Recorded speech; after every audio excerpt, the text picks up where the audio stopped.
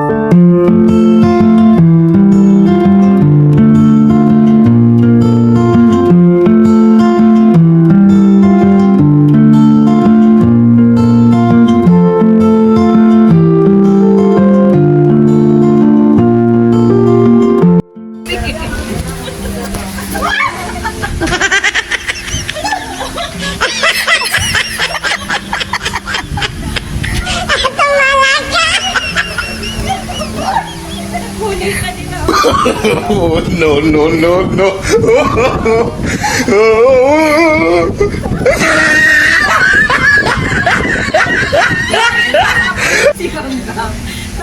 Tango, toilet! Ihi mo na, ihi mo na.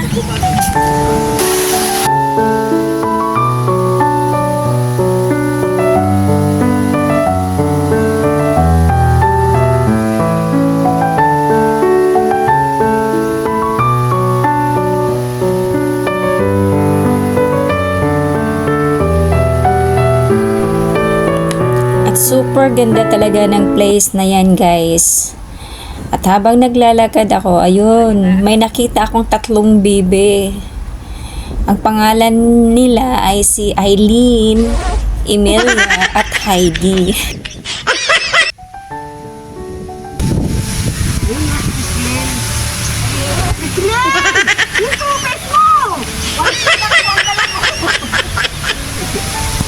Sa isang samahan guys, hindi talaga maiiwasan na nandoon yung bardagulan, inisan, biruan. Pero at the end of the day, magkakasama pa rin kayo na happy at nagkakaunawaan. So dito napapalalim ang iyong pagsasamahan at pagkakaibigan.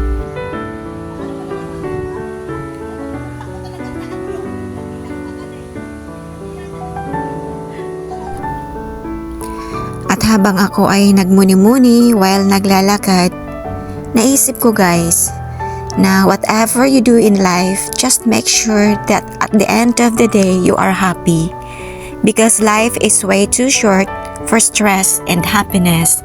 So whatever you do, kung sino man yung mga kasama mo, enjoy lang and be happy. That's life.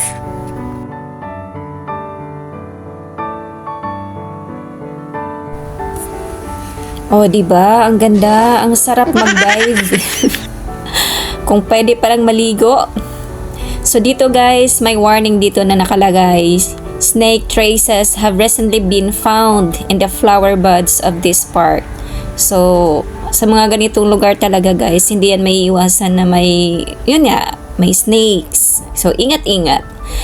At napakaswerte naman ng mga residente na malapit dito. Solong-solo nila yung park. Malapit lang sa kanila. O, kain na ulit tayo, guys. Ano daw? Kain na daw. Walang ginagawa tong mga person na to. Kung hindi kakain, magsi-CR. At dahil nga guys, pananghalian na, so naghanap kami ng place kung saan kami makaupo at doon tinatapos namin yung pagkain namin, yung tira naming pagkain ng breakfast. So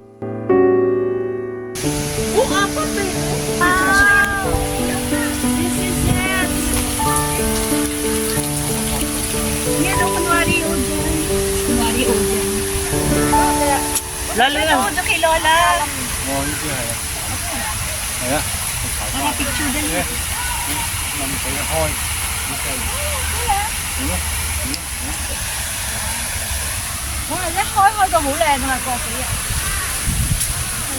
Dito, picture. mamaya.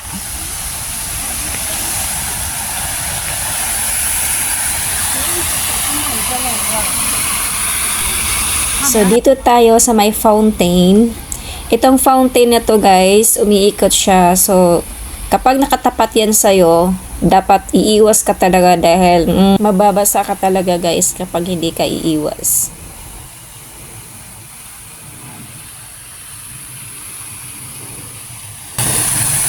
Ang ganda. Yun na, yung siri ko, gusto ko lang yan.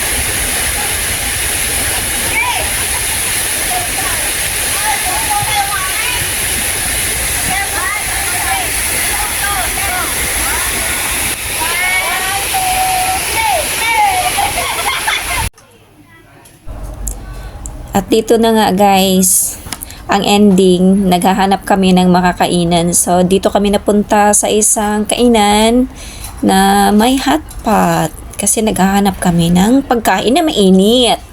Para mainitan ang tiyan. Super lamig kaya ng mga time na yan. Kaya naghahanap kami ng pagkain. So, habang sila ay busy sa mekos-mekos ng mga pagkain, dyan, hala, mekos-mekos. Yan, si Sis Heidi, ang bait ni Sis Heidi, nilalagyan ng food ang bowl ko. So, thank you, Sis Heidi.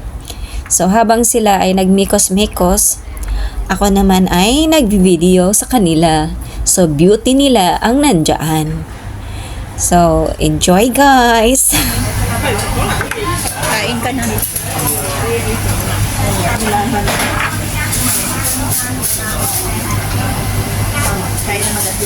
Thank you, Sis Heidi. Nilalagyan niya yung bowl niya ng ano. Yung bowl ko, nilalagyan niya ng food. Alalahanin mo, may turbo pa kami kahit tawid mo na fresh. At hindi pa kontento, guys. After sa mainit na pagkain, sabak na naman sa malamig. So, ice cream. Thank you, Sis Heidi, sa pa-ice cream. Happy birthday to you. Okay. May pa-ice cream na. Thank you, Sis Heidi.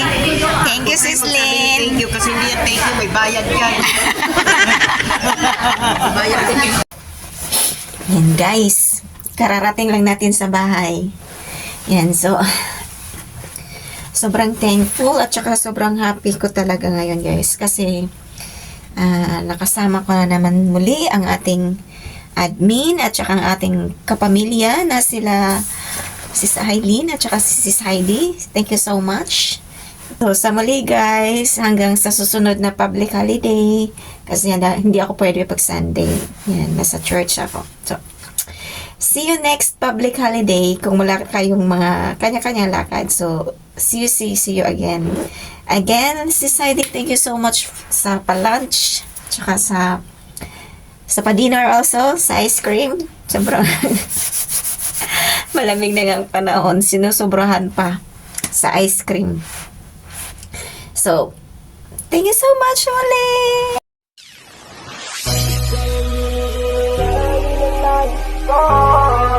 Marikit na dalangin ko, ikaw ang magbigay ng kulay sa aking mundo.